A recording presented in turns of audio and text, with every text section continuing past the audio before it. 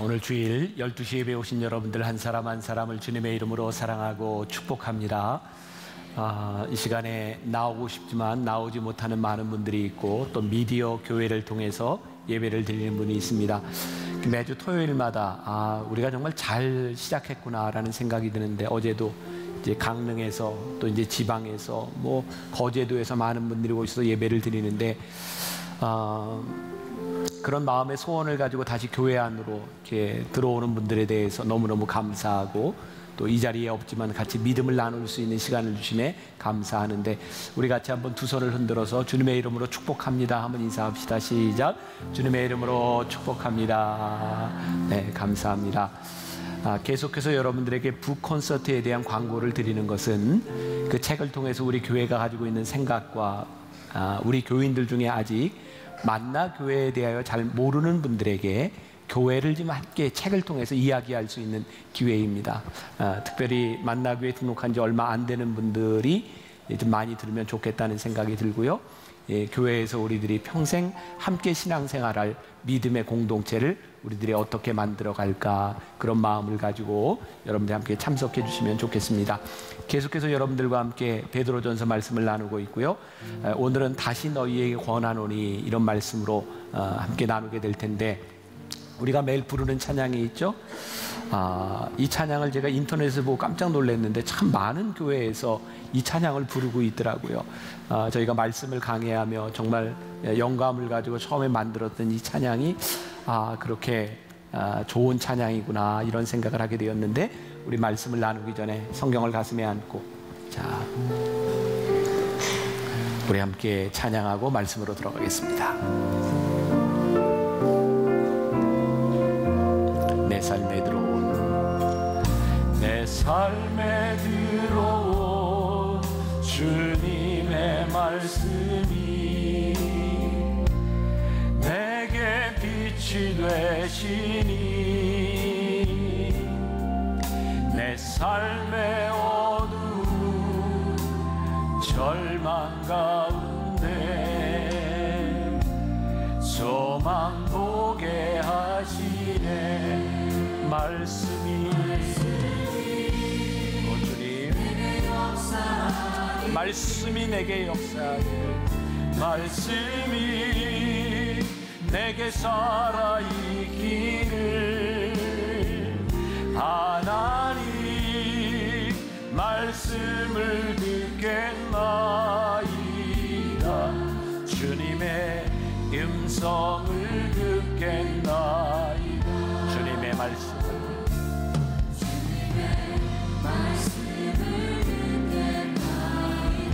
주님의 뜻대로 살겠나이다.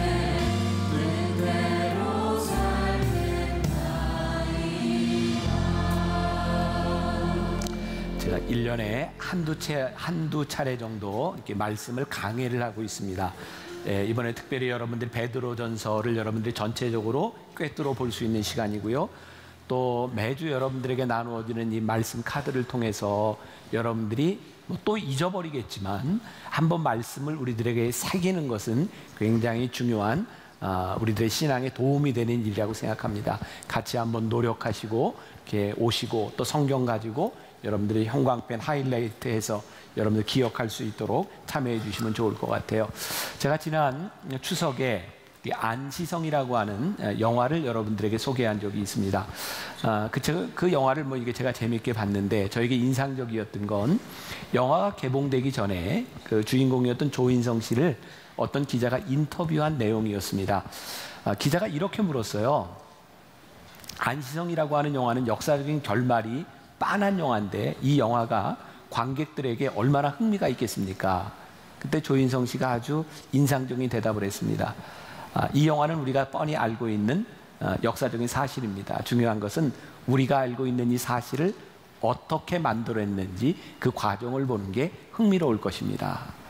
제가 이 말씀을 묵상하면서 이 베드로전서를 이렇게 쭉 함께 강해하면서 그런 생각이 들었어요. 이미 우리들에게 다 내려져 있는 결론에 대한 말씀입니다. 우리 새 소망을 가지고 우리들이 하늘나라를 향해 가는 우리들이 나그네요 순례자라는 거죠. 여러분들 어떻게 생각하세요? 여러분들이 예수 믿고 구원받은 백성인데 이쯤 살면 하늘나라 가겠죠? 어떻게 생각해요? 조금 깽판 쳐도 뭐 대충 살아도 하나님이 받아주시겠죠? 저는 그렇게 믿습니다. 여러분들 하늘나라 가실 거예요. 우리들이 하늘나라에 간다고 하는 소망에는 불변합니다. 그런데 우리들에게 정말 중요한 게 있습니다.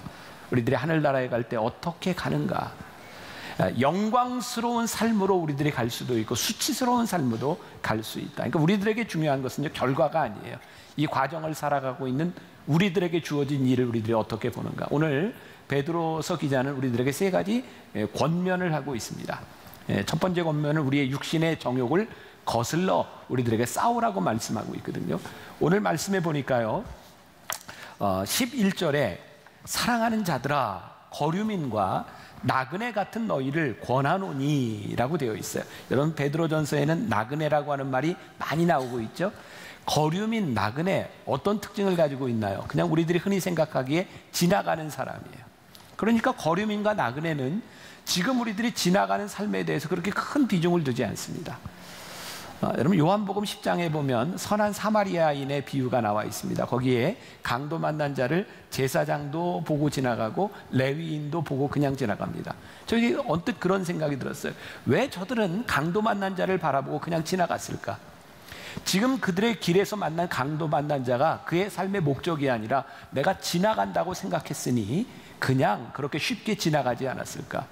그런데 계속해서 베드로서 기자가 우리들에게 이야기하는 것은 너희들이 나그네요 거류민으로 살아가는데 너희들이 하늘나라에 가는 본향이 있는데 너희들에게 중요한 것이 지금 너희들에게 주어진 이 시간을, 이 상황을, 이 사건들을 어떻게 살아가는 것이 중요하냐를 우리들에게 끊임없이 말씀하고 있는 거예요. 거류민과 나그네 같은 너희들에게 권하노니, 오늘 11절 말씀 보니까 거기에 줄을 한번 쭉 거놓으시면 좋을 것 같아요. 영혼을 거슬러 싸우는 육체의 정욕을 제어하라. 그러니까 우리들이 나그네로서 살아가는데 지금 이 자리에서 중요한 게 뭐예요? 영혼을 거슬러 싸우는, 우리의 영적인 것을 거슬러 싸우는 육체의 정욕을 제어하라는. 육체의 정욕, 영어 성경에 보니까 sinful desire라고 되어 있어요. 죄악된 욕망이에요. 영어 성경에 보면 against라고 하는 말도 있고 abstain이라고 하는 말도 있어요. 우리들이 싸우는 거예요. 대항하는 거예요. 여러분들 하나님을 믿으며 여러분들이 성경대로 산다, 말씀대로 산다고 하는데 필연적으로 여러분들의 삶은요, 이 세상을 거스르게 되어 있어요. 조금 더 과격하게 표현하면 전쟁인 거죠. 만일 우리들이 말씀대로 살아가는데 이 갈등과 전쟁을 느끼지 못하고 살아간다면 우리는 말씀대로 살고 있지 않다, 그 말이 우리들에게 맞을지도 몰라요. 말씀을 준비하며 보았던 어떤 이야기입니다. 어떤 슈퍼마켓에 한 남자가 쇼핑 카트에 아들을 이렇게 태우고 쇼핑을 하고 있었어요. 종종 그런 거 보죠. 아이가 고함을 지르기 시작하고 징징 울면서 막 떼를 쓰기 시작합니다. 이게 사람들도 있는데, 근데 이 아빠가요 아주 나긋한 목소리로 이렇게 이야기를 합니다. 흥분하지 마라 혁수야, 소리 지르면 안 돼 혁수야, 가만히 있어 혁수야, 참아야 된다 혁수야. 그 모습을 보고 있던 어떤 아주머니가 이 남자의 인내심에 감동을 받았어요. 이야. 그래서 이 남자에게 이렇게 말합니다. 정말 참을성 있게 아들을 달래는 걸 보니 훌륭한 아빠 같습니다. 얘 이름이 혁수죠. 그랬더니 이 아빠가 한숨을 크게 쉬더니 혁수는 아들이 아니라 제 이름입니다 라고 말을 해요. 그럼 어떤 느낌이 드세요? 결국 싸움은 나 자신과의 싸움입니다. 여러분 우리들의 환경은요, 전 정말 예수 믿으면서 목회를 하면서 그런 생각을 참 많이 합니다. 우리가 은혜를 받아도, 우리가 예수를 믿어도 환경은 우리 편이 아닐 때가 참 많습니다. 결국 예수를 믿는다고 하는 것은 자신과의 싸움이고 죄된 욕망과의 싸움이고 끊임없는 영적인 싸움인 거예요. 로마서 13장 12절부터 14절에 사도 바울도 성도들에게 이렇게 권면하고 있어요. 같이 한번 읽어볼까요? 시작. 밤이 깊고 낮이 가까웠으니 그러므로 우리가 어둠의 일을 벗고 빛의 갑옷을 입자. 낮에와 같이 단정히 행하고 방탕하거나 술 취하지 말며 음란하거나 호색하지 말며 다투거나 시기하지 말고 오직 주 예수 그리스도로 옷 입고 정욕을 위하여 육신의 일을 도모하지 말라. 자, 여러분 성경을 보면요, 제가 좀 말씀 준비하면서 느끼는 건데 베드로서 기자도 그렇고 이 사도 바울도 그렇고 이 서신서에 보면 당시 초대교회에 가지고 있었던 동일한 문제들에 대해서 일맥상통하는 중요한 강조점들이 있는 거예요. 끊임없이 우리들에게 육체의 정욕을 제어하며 싸우라는 거예요. 그런데 오늘 베드로서 기자는 우리들이 싸우는 방법에 대해서 이야기를 하고 있는데, 부정적인 접근보다 효율적인 것이 굉장히 긍정적인 접근으로 우리들에게 이야기를 하고 있어요. 자, 12절 갑니다. 너희가 이방인 중에서, 그 다음에 밑줄을 그으세요. 행실을 선하게 가져 너희를 악행한다고 비방하는 자들로 하여금 너희 선한 일을 보고 오시는 날에 하나님께 영광을 돌리게 하려 함이라. 저는 요 한 구절을 딱 요약한다면, 행실을 선하게 가져 하나님께 영광을 돌리게 하려 함이라, 이렇게 요약이 될 것 같아요. 행실을 선하게 해서 하나님께 영광을 돌려라. 그러니까 악한 욕망과 우리들이 싸우는 부분에 대해서 베드로서 기자는 아주 긍정적인 접근을 하고 있어요. 어떻게? 착한 행실을 가져라. 근데 문제는요, 우리들이 착한 행실을 우리들이 행하는 데 있어서 그 앞에 있는 말이에요. 이방인 중에서. 이방인이라고 하는 건 뭐예요? 하나님을 믿지 않는 사람 중에서. 그러니까 우리가 하나님을 믿지 않는 사람들 틈에서 선한 행실을 가지는 것이 쉽지 않습니다. 왜? 세상은 우리를 이해하지 못할 뿐만 아니라 우리가 세상을 쉽게 살아가는 방법은 그냥 시류대로 흘러가는 겁니다. 그러니까 세상 사람들이 사는 방식대로 살아가면 우리들에게 갈등이 없어요. 쉽습니다. 그런데 뭐라고 이야기하고 있어요? 너희들이 하나님께 영광을 돌리기 위해서 필연적으로 이방인 가운데서 선한 행실을 살아라 라고 말을 하는 거죠. 제이슨 미첼이 쓴 쉬운 예수는 없다, 여러분 한번 읽어보면 좋은 책입니다. 쉬운 책입니다. 여기에 이런 표현을 쓰고 있어요. 우리는 종종 하나님의 셔츠에 눈물과 화장 자국이 묻기를 원했다. 이게 무슨 말일까요? 하나님의 셔츠에 눈물 자국과 화장 자국이 묻기를 원했다. 저 지난주에 영성훈련 인도하고 왔는데요, 뚜레스 디아스에서 가끔 은혜를 받고 이렇게 은혜를 받으면 나타나는 현상이 울죠. 통곡하는 사람들을 종종 봅니다. 은혜를 받고 울면 울음에서 그치지를 않죠. 눈물만 나오나요? 콧물도 나오죠. 돌아가신 저희 아버님은 옛날 은혜 받으면 형님 동생 다 나온다 그랬어요. 눈물, 콧물, 거기다 조금 지나치면 막 거품까지 물고 막 이렇게. 그렇게 은혜를 받고 막 자기 때로는 그 감동 마음을 이렇게 제어하지 못하고 저에게 이렇게 막 안기는 분들이 있어요. 남자들은 좀 괜찮은데 여자들 같은 경우에는 눈물이 나면 화장이 막 지워지고 막 이게 이렇게 여기에 묻습니다. 그러면 제가 이거 안 묻히려고 이렇게 막 이렇게 아주 묘한 그런 거 있어요. 그냥 제가 그런 생각이 났어요. 우리는 누군가의 울음과 누군가의 상처를 보듬어 주는데 나에게 조금만 피해가 가도, 내가 조금 부담스러운 상황이 돼도 우리는 참 피하려고 할 때가 많았구나. 그래서 그런 표현을 쓴 것 같아요. 하나님의 셔츠에 눈물과 화장 자국이 묻히기를 우리는 원했는지 모른다. 그러니까 예수를 믿는다고 하는 것은요, 우리들에게 주어진 삶의 현장 한가운데서 하나님이 우리들에게 책임을 물으시는 것은 하나님께 우리의 책임을 전가하는 것이 아니라, 너희들이 지금 걸어가고 있는 거류민과 나그네같이 걸어가고 있는 너희들의 삶 한가운데서 악한 욕망과 거슬려 싸우는 너희들의 삶 가운데서 너희들에게 주어진 행동에 대한 책임을 우리들에게 물으시겠다는 거예요. 그래서 쉬운 예수는 없다. 예수를 믿는다고 하는 것은 결코 쉬운 것이 아니다. 제가 요즘 정말 많이 깨닫는 거거든요.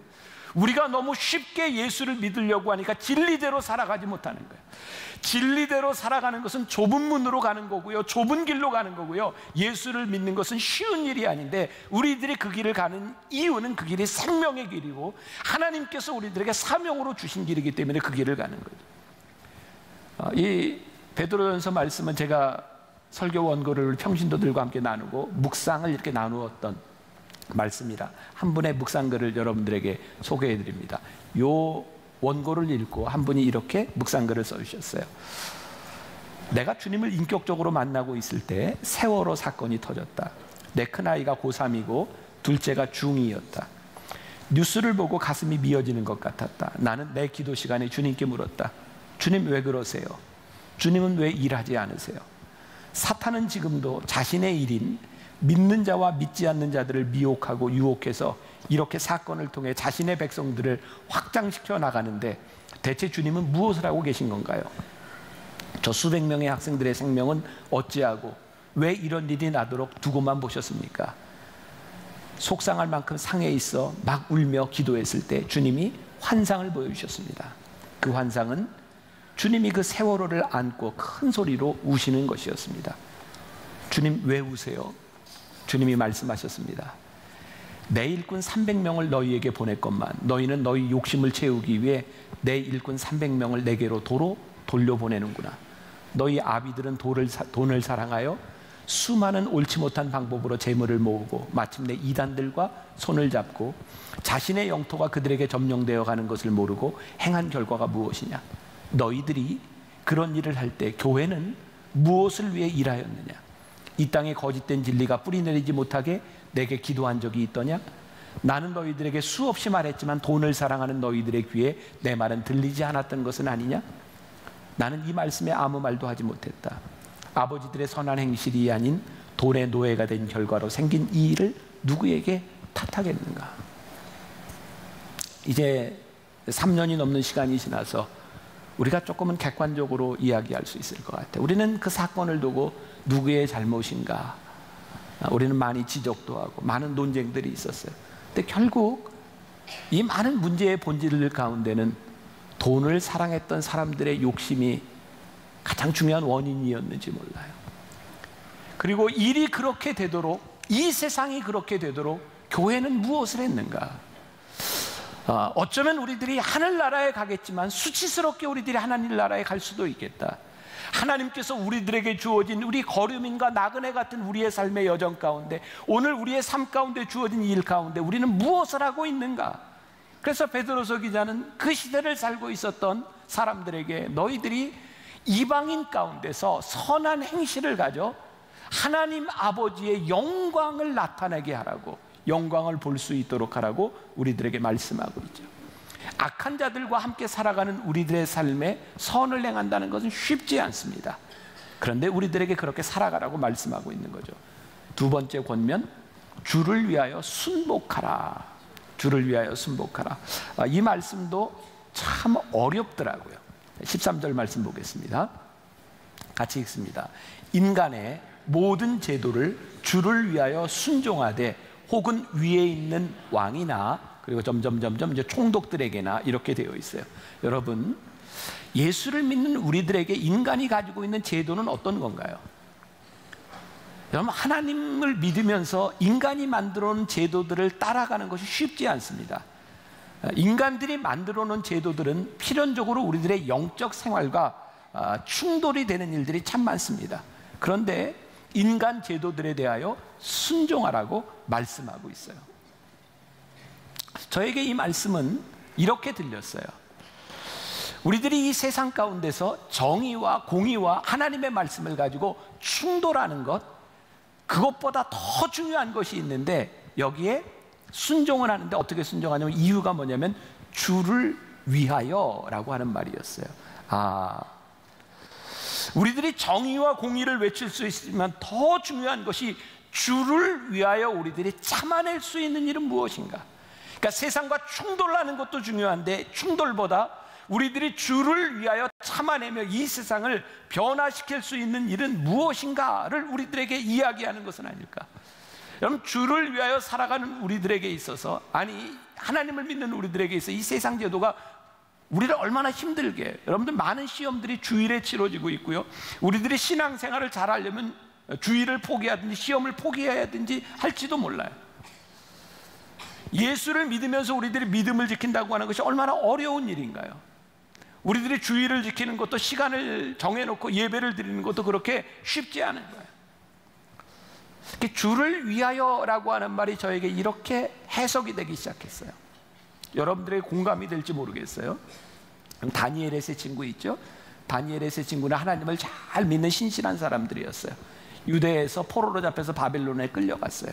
그들은 바벨론에서 고위 공직자가 되었고 다니엘은 총리가 되었어요. 근데 다니엘이요, 그 세상의 제도 가운데서, 바벨론 제국 가운데서 바벨론은 신실한 신앙인으로 삽니다. 그는 정해놓은 시간에 기도했고요, 그는 말씀을 묵상하는 사람이었고요, 그는 잡혀와서 예루살렘에서 예배드리지 못했지만 바벨론 땅에서 예배하며 기도하며 신실하게 주를 위하여 삽니다. 그러니까 여러분들 주를 위하여 산다고 하는 것은 우리들이 그냥 표면적으로 생각하는 정해진 시간과 성전에 대한 의미가 아니라 이 세상에 주어진 이 제도 가운데서 우리들이 주를 위하여 사는 것이 무엇인지를 고민하게 만드는 거예요. 요한복음 4장에 예수님과 사마리아 여인의 논쟁이 나옵니다. 사마리아 여인이 우리가 어디에서 하나님을 예배할까요? 예수님께서 말씀하십니다. 예루살렘도 아니고 사마리아도 아니고 우리가 하나님을 예배하는 것은 신령과 진정으로 예배하는 것이다. 그런데 우리는 자꾸 이 예배와 우리의 생활을 시간과 공간 속으로 자꾸 가져가는 거예요. 70년대 80년대 한국교회가 엄청 부흥할 때 여러분 생각해 보세요. 그 당시에 뜨거웠던 청년들을 바라보며 교회에서 이런 얘기를 참 많이 했잖아. 너 참 믿음 좋다. 게다가 똑똑하기까지 해. 야, 너 공부도 잘하는구나. 신학하고 목사가 돼. 그래서 똑똑한 사람들이 목사가 많이 됐어요. 왜 웃으세요? 근데 저는요, 요즘 그런 생각을 많이 하거든요. 왜 우리는 공부 잘하고 똑똑하고 신앙 좋으면 다 목사가 되고 선교사가 되라고 이야기를 했을까? 그렇게 뜨거운 영적 그 시대를 지나서 20년, 30년이 지난 지금 우리는 이 사회 가운데 영향력 있는 많은 사람들 잃어버리고 있어요. 왜 우리는 그들이 살고 있는 삶의 현장 한가운데서 그들의 삶의 제도 가운데서 내가 그곳에서 하나님의 사람으로 살아라, 그곳에서 내가 믿음을 지켜라, 그곳에서 내가 사명을 다하라고 이야기하지 못했을까? 우리는 그저 이 시간과 공간의 개념에서 예수를 잘 믿는다고 하는 것을 영적이라고 하는 것을 그렇게 생각했던 것 같아요. 근데 오늘 말씀을 보면서 깨닫게 되는 거예요. 내가 주님을 위하여 이 세상 제도에 순복하라라고 하는 말은요, 세상 시류를 따라 살아가는 것이 아니라 주님을 위하여 너희들이 세상에서 할 수 있는 일이 무엇인가, 너희들이 믿음이 좋다면 이 세상에서 할 수 있는 일이 무엇인가를 알라는 거죠. 반대로 이야기를 한다면 이 세상 제도 속에서 우리들이 주를 위하여 살 수 있듯이 이 교회 안에서, 신앙의 조직 안에서 우리들이 주님을 욕되게 살 수도 있는 거예요. 저는 뭐 여러 군데 설교를 날아다니니까 큰 기업에 뭐 신우회도 가고 여러 가지 뭐 정부 조직에도 가보고 가끔 그런 의문이 들 때가 있어요. 우리 크리스찬들이 모여서 예배하는 이 공동체가 정말 주를 위하여 예배하는 곳인가, 아니면 우리의 모임을 위하여 예배하는 곳인가? 우리가 국가 조찬 기도회를 하고 국회 조찬 기도회를 하는 것이 우리들의 굉장히 자랑스러운 전통일지 모르지만 그것이 정말 주를 위하여 하는 일들인가, 아니면 이 신앙 공동체를 위해서 하는 일들인가? 세상 제도에 순복하라, 주를 위하여. 이것은 우리들에게 굉장히 중요한 말인 것 같고 오늘 우리 모두에게 굉장히 큰 도전을 주는 일인 것 같아요. 팀 켈러 목사님의 책을 보면서 그분이 이런 지적을 하더라고요. 미국에도 동일한 그 진보와 보수가 있고 민주당, 공화당, 우리나라에도 진보와 보수가 있어요. 근데 참 신기한 건 진보와 보수 전부 크리스찬들이 있다는 거죠. 전부 넌 크리스찬들이 있어요. 근데 한번 내가 어떤 정당을 지지하고 누군가를 지지하기 시작하면 선거에서 그 사람이 안 되고 그 당이 떨어지면 정말 꼴보기도 싫고 세상이 망하는 것 같은 거죠. 팀 켈러 목사님이 그렇게 이야기를 합니다. 당신이 지지하는 그 정당, 그 누군가를 절대 선으로 생각하는 순간 하나님이 거기에 개입하실 수가 없습니다. 우리는요, 이 세상 제도 가운데서 우리가 다 만들어 놓고 우리가 할 수 있는 것이 아니라 하나님이 일하실 수 있는 것을 하세요. 내가 원하는 사람이 되지 않아도, 내가 원하는 정당이 되지 않아도 우리들이 거기에 순복하고 우리들이 따라가고 나라와 민족을 위해서 기도할 수 있는 것은요, 내가 원하고 원치 않는 것에 대한 부분이 아니라 하나님께서 일하심을 믿기에 내 마음대로 되지 않아도 하나님을 바라보며 우리들이 기도할 수 있는 것. 저는 만나교회에서 제가 가능하면 이 예배 가운데서 우리의 정치적인 신념이나 이데올로기를 이야기하지 않으려고 하는 이유 가운데 하나는 우리는 이데올로기로 모인 사람들이 아니라 하나님을 믿는 백성으로 모였기 때문에 하나님을 믿는 백성인 우리가 무엇을 해야 할까를 우리들이 고민하기 시작할 때 주를 위하여 산다는 것이 무엇인지를 생각해 볼 수 있지 않을까. 세 번째 권면, 하나님을 두려워하는 마음으로 살아라. 자, 16절과 17절 보겠습니다. 16절, 17절 같이 봅니다. 시작. 너희는 자유가 있으나 그 자유로 악을 가리는 데 쓰지 말고 오직 하나님의 종과 같이 하라. 무사람을 공경하며 형제를 사랑하며 하나님을 두려워하며 왕을 존대하라. 자, 여기 중요한 말이 있죠. 너희들이 자유가 있는데 그 자유를 악을 가리는 데 쓰지 말고 어떻게 해요? 하나님의 종과 같이 하라. 자, 이게 굉장히 중요한 포인트고요. 그 다음에 무사람을 공경하며 형제를 사랑하며, 근데 거기에 어떻게? 하나님을 두려워하며. 그러니까 하나님을 두려워하는 마음으로 무사람을 공경하며 형제를 사랑하라는 거예요. 이 땅에 지어진 모든 사람들이 하나님의 자녀임을, 하나님의 형상을 가진 사람들임을 우리들이 고백하는 것, 하나님을 두려워하는 일이라고 생각해요. 자, 공경과 존경이라고 하는 것은 뭘까요? 내가 이 사람을 존경합니다 라고 할 때 그 말은 뭐예요? 내가 당신을 중심으로 생각하겠습니다, 그런 의미가 아닐까요? 누군가를 공경한다면 그 사람을 배려하는 거죠. 우리들이 단순히 선행을 하는 동기가 단순히 선행, 그것이 아니라 하나님을 두려워하기 때문에 이 사람을 다르게 보는 거예요. 자, 황금률이죠. 마태복음 7장 12절에 그러므로 무엇이든지 남에게 대접을 받고자 하는 대로 너희도 남을 대접하라. 이것이 율법이요 선지자니라. 자, 이 말씀해 보니까 뭐예요? 사람들에게는 대접받고자 하는 욕망이 있는 거예요. 성경은 이것을 거부하지 않습니다. 그러니까 우리들 모두가 대접받고 싶어 하는 거예요.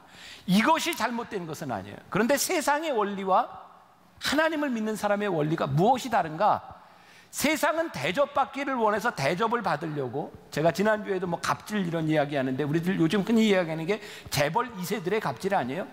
그들이 돈도 있고 권력이 있으니까 대접을 받고자 하는 마음이 있어서 대접을 받으려고 가지지 못한 사람들을 업신여겨요. 왜? 그래야 내가 대접을 받으니까. 가지지 못한 사람들을 학대해요. 경멸해요. 그래서 내가 대접을 받아요. 근데 성경은 우리들에게 뭐라고 이야기했어요? 너희들이 대접받고자 하는 마음이 있는 것이 잘못된 것이 아닌데, 너희들이 대접받기를 원한다면 너희들이 먼저 대접해라. 그것이 너희들이 대접을 받는 길이다. 저에게 제 생각입니다. 영성이란 이런 거구나 라는 생각이 들었어요. 지난주에도 우리들 영성훈련을 갔다 왔지만 그 영성훈련하고 찬송 크게 부르고 기도 많이 해서 우리들이 목소리가 걸걸해져서 미슈메가 이래서 영성이 드러나는 것이 아니라 이 말이에요. 우리들이 오늘 여기에서 예배드리고 말씀을 듣고 매주 한 주도 안 빠지고 우리들이 나가기 때문에 그것이 영성이 아니라, 우리들이 하나님을 두려워하는 마음으로 하나님의 마음이 내 속에 있어서 우리의 형제와 자매들을 공경하고 존중할 수 있는 마음이 생기는 것, 그것이 영성이다. 왜? 하나님을 두려워하는 마음이 내 속에 들어가 있으므로 누군가를 대할 수 있는 것, 이거 영성이 살아있는. 자, 저는 지금 우리 한국 사회와 이 전 세계에 일어나고 있는 일들을 바라보며 저에게 믿음이 하나 있어요. 요즘 제가 그런 얘기를 많이 합니다. 정말 이 시대가 이렇게 악하고 어려워진 일을 바라보며 정말 하나님의 말씀만이 길이요 해답이라고 하는 것을 내가 더 생각할 수밖에 없고, 우리 교회 슬로건인 교회가 이 땅의 소망입니다라고 하는 이 슬로건이 정말 우리들에게 중요할 수밖에 없다. 왜 그렇게 생각하는가? 하나님의 말씀이 우리들에게 살아있어서 하나님을 두려워하는 자들인 우리들에게 영성이 살아있어야 바뀌지, 그 어떤 것으로도 이 세상은 바뀌지 않는 것 같아요. 요즘 우리 사회에 지금 핫 이슈 중에 하나 우리 경제 문제잖아요. 저는 누구 말이 맞는지 맨날 거짓 뉴스 이러니까 누구 말이 맞는지 모르겠어요. 한 가지 분명한 것은 어떤 것도 답이 없다는 거예요. 우리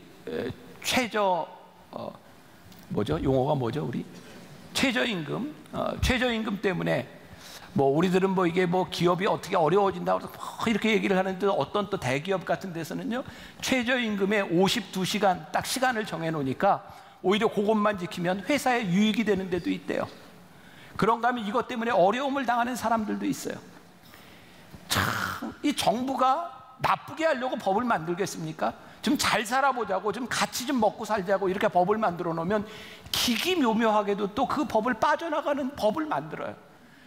지금 집값 좀 잡겠다고 법을 만들면 또 그거를 또 빠져나갈 수 있는 기기묘묘한 일들이 있어서 지금까지 우리는 법으로 절대로 안 된다고 하는 것을 우리들은 정말 많이 깨닫고 있지 않아요? 제가 황당한 꿈을 꿔요.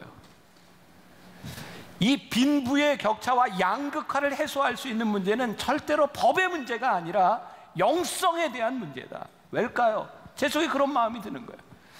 우리 하나님을 믿는 여기에서 예배드리는 우리들 가운데 이거 뭐 최저임금 이런 것에 대한 문제가 아니라 내가 사업을 하고 장사를 하는데 내가 돈을 이만큼 버는데 내 마음에, 내 눈에 누가 들어오냐면 함께 일하는 사람이 들어와야죠.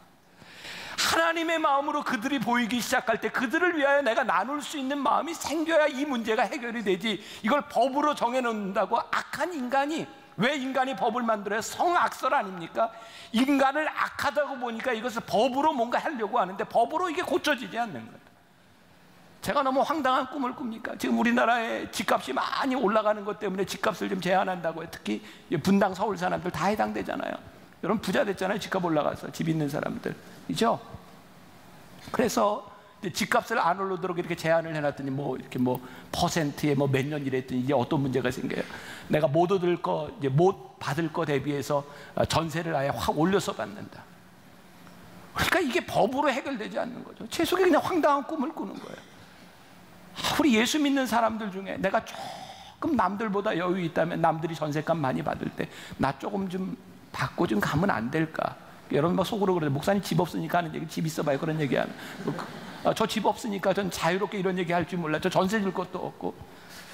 모르겠어요. 저는 세상 물정을 모르니까 모르겠어요. 그런데 정말 우리들에게 하나님의 형상을 가진 우리의 형제와 자매들이 우리들의 눈에 들어와야 이 세상이 바뀌어지지. 이게 제대로 바뀌어질 수 있는 일인가? 우리들에게 영성이 살아나야 이 사회의 문제를, 이 양극화의 문제를 해결할 수 있는 선순환에 대한 문제들이 생기는 것이지 이것이 제도로서 고쳐질 수 있는 일일까? 그래서 저는 이 베드로 또 사도 바울의 편지를 바라보며 그 시대 2000년 전에 가졌던 그 문제, 이건 우리들이 생각할 수 없는 문제인 거예요. 지금 이 편지를 받는 사람들의 많은 사람들은 노예였어요. 근데 복음을 받아들이고 그들이 자유하게 되었는데 베드로가 뭐라고 얘기해요? 너희를 학대하는 그들에게 순종하라는 거예요. 순복하라는 거예요. 주를 위해서. 너희들이 예수를 믿고 이 공평한 세상을 만들기 위해서 확 뒤집어 놓는 것, 공의와 정의와 평화를 이야기하는 것, 그게 잘못된 것은 아닌데 너희들에게 더 중요한 것이 있다. 주를 위하여 주님의 마음으로 너희들이 할 수 있는 것이 무엇인가? 저는 훨씬 더 높은 가치의 영성이 여기에 있다는 생각을 해요. 오늘 16절 말씀에 보니까 유진 피터슨이 이렇게 표현하고 있어요. 하나님을 섬기는 일에 자유를 쓰십시오. 당신의 자유를 가지고 어떤 규칙을 깨는데 사용하지 않도록 하십시오. 오늘 본문에는 이런 표현이 되어 있어요. 오직 하나님의 종과 같이 하라. 종은 누구예요? 주인의 말씀을 듣고 주인의 마음을 따라가는 거죠. 우리가 하나님의 종이라고 생각한 믿음의 고백을 하지 않고 우리가 자꾸 종이 되려고 하죠. 그래서 하나님의 마음을 따르려고 하지 않아요. 시편 103편 8절에 보면 하나님의 속성, 하나님이 어떤 분인지를 설명하고 있어요. 여호와는 긍휼이 많으시고 은혜로우시며 노하기를 더디하시고 인자하심이 풍부하시도다. 자주 경책하지 아니하시며 노를 영원히 품지 아니하시리로다. 우리의 죄를 따라 우리를 처벌하지는 아니하시며 우리의 죄악을 따라 우리에게 그대로 갚지는 아니하셨으되. 제이슨 미첼이요, 쉬운 예수는 없다 해서 이렇게 말을 합니다. 우리가 용서하지 않는 것은 하나님의 본성을 망각한 결과고, 우리들이 남을 용서하지 않는 것, 하나님의 용서를 경험하지 못했기 때문이다. 하나님의 본성을 닮아간다고 하는 것, 우리가 종으로서 살아간다고 하는 것은요, 그냥 되어지는 것이 아닙니다. 우리는 그동안 예수를 믿으면서 참 쉽게 믿으려고 했던 것 같아요. 어떻게? 부흥회 가서 은혜 받으면 되는 거예요. 은혜 받아라, 불 받아라. 근데 우리는 알잖아요. 우리가 흔히 은혜를 받았다고 하는 그 은혜가 정말 하나님의 뜻대로 살아가는 것이었는지, 종으로 살아간다고 하는 것은 우리들에게 많은 노력이 필요한 것 같아요. 여러분, 기도하다가 우연히 용서하게 되든가요? 막 기도하다가 우연히, 물론 그럴 수 있어. 하나님이 막 갑자기 무제약적으로 우리에게 임하실 수 있는데, 그냥 기도하다가 보니 그냥 우연히 용서가 돼. 막 기도하다 보니까 우연히 사랑이 돼. 근데 제가 경험하는 것은요, 정말 용서하기 위해서는 우리들에게 몸부림치는 기도가 필요해요. 쉽지 않아요. 내가 누군가를 사랑한다고 하는 것은요, 하나님 앞에 철저하게 무릎 꿇고 기도하고 눈물을 흘리지 않으면 그거 쉽게 되는 일 아니거든요. 하나님의 본성을 닮아간다는 것은 우리들에게 노력이 필요하고요, 하나님의 종과 같이 산다고 하는 것은 우리들이 종으로 살아가겠다고 하는 결심을 하지 않으면 그거 쉽지 않은 일이에요. 제가 너무 비판적으로 이야기를 하는 것 같은데, 요 근래 들어서 기독교 사학재단들이 많은 이렇게 어려움을 당하고 있어요. 우리 근대사에 우리나라에 가장 큰 공헌을 한 것이 크리스찬 기독교 사학들 학교들이 세워진 거 아닙니까? 그런데 요즘 학교에서 성경도 못 가르치게 해요. 기독교 정신도 못 가르치게 해요. 이제 막 세무조사 나오고 막 이렇게 그 힘을 다 빼앗기는 상황들이 되었어요.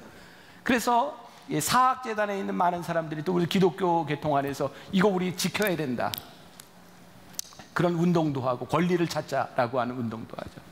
근데 제가 너무 비판적이다라고 생각하는 것이 뭐냐면, 왜 세상 사람들이 기독교 정신으로 세워진 학교에 대하여 재정에 대한 문제에 손을 대고, 왜 그 학교에서 하고 있는 일들에 대하여 세상이 손가락질을 하게 되었는가? 저는 언제부터인가 하나님께서 우리들에게 주신 사명으로 세워진 학교에서 하나님의 마음을 잃어버리고 세상의 손가락질을 받고 있는 것은 아닌가? 그러니까 우리들의 권리를 찾는 것보다 더 중요한 것이, 우리들이 지금은 주를 위하여 순복하며 우리들이 핍박받는 것이 어쩌면 필요한 때를 살아가고 있지 않을까? 너무너무 목사로서 기분 나쁜 게 저요. 교회를 향해서 세무조사한다? 이제 대형 교회들 세무조사한다? 또 이런 얘기들이 있어요. 이제 교회에 세금을 부과하겠다. 전 개인적으로 여러분들이 세상에 살면서 다 세금을 낸 이후에 헌금으로 내는 것에 대해서 세금을 부과하는 것은 마땅치 않다고 생각합니다. 저는 그건 부당한 일이라고 생각합니다. 근데 세상이 그렇게 얘기를 하거든요. 제 마음에 그런 생각이 들어요. 왜 세상이 교회를 향하여 세금을 부과해야 된다고 생각하고 왜 세무조사를 해야 된다고 생각했을까? 세상이 왜 교회를 향하여 손가락질을 하게 되었을까? 그래서 우리가 지금 이거는 부당하다, 우리들이 이의를 제기하고 우리의 권리를 찾는 것보다 정말 더 중요한 것이 있는데, 하나님이 교회를 세워주셨을 때, 우리를 믿음의 사람으로 불러주셨을 때에 우리들에게 종과 같은 마음으로 섬기라고 주셨던 마음들을 우리들이 회복하는 일들이 더 필요한 때가 되지 않았는가? 저 개인적으로 좀 그런 생각을 해요. 교회가 조금 더 핍박받아야 정신 차린다. 여러분들이 세상에서 예수 믿는 것 때문에 더 힘들고, 예수 믿는 것 때문에 더 좀 욕 좀 먹고, 그리고 그 안에서 내가 종된 섬김이 무엇인지를 생각하며 견뎌내야 하나님께서 다시 우리를 쓰실 날이 돌아오리라 생각해요. 그래서 고난이 유익인 거예요. 고통이 우리들에게 유익일 수 있는 거예요. 오늘 베드로서 기자가 우리들에게 권면합니다. 이 세상의 정욕에 대하여 거슬려 너희들이 싸우라, 이야기하고 있죠. 또 너희들이 주를 위하여 순복하라. 또 하나님을 두려워하는 마음으로 너희들이 그렇게 살아라 라고 말씀하고 있습니다. 오늘 이 말씀 붙들고 세상으로 나가는 여러분들 결코 쉽지 않을 겁니다. 그런데 이 과정을 지나가야 우리들이 영광스럽게 하나님 나라에 들어갈 수 있는 사람이 될 줄 믿습니다.